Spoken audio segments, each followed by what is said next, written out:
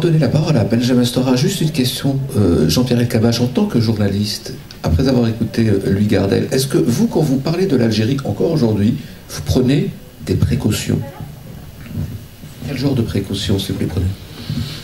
J'en prends pour les populations des deux côtés. Mais je fais avancer quand même autant que possible, avec modération, les idées auxquelles je tiens. Vous savez, quand vous êtes en Algérie, j'ai été il y a quelques jours, la première question qui est posée, vous êtes favorable à la repentance? Quelle est votre position? Bon, vous pouvez pas leur rappeler l'histoire, mais enfin je leur ai dit tout ce que d'abord j'ai appris dans la vie, et puis en lisant les livres sans baratin de Benjamin et l'histoire de l'Algérie qu'on ne connaissait pas forcément, mais tout ce qui s'est passé entre Algériens, entre le MNA et le FLN, à l'intérieur du FLN, l'exécution de Aban Ramdan, la vallée de la Soumam, le comportement des Harkis. Nous avons d'une certaine façon à en rougir, mais les Algériens aussi. Il y a toutes sortes de choses. Donc on est obligé de dire des vérités, mais de les dire avec humilité, mais en même temps avec détermination. Donc on le fait.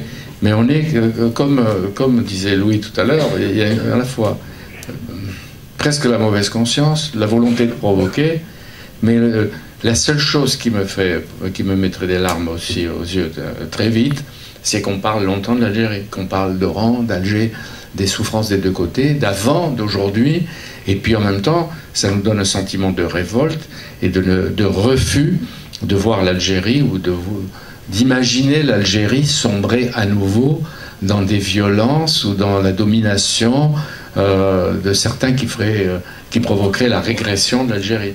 On ne peut pas, on peut l'accepter. On a vibré quand l'Algérie a vécu cette décennie noire, les 150 000 à 200 000 morts de l'Algérie qu'il ne faut pas non plus oublier dans ces déchirures entre Algériens eux-mêmes et qui planent encore. Et ce qui frappe quand j'y suis allé encore il n'y a pas longtemps, et en écoutant tout à l'heure même Noureddine, j'y pense, c'est le problème du père en Algérie. Les femmes et les hommes ont vu leur père arrêté et torturé, et ils le racontent et ça les a marqués.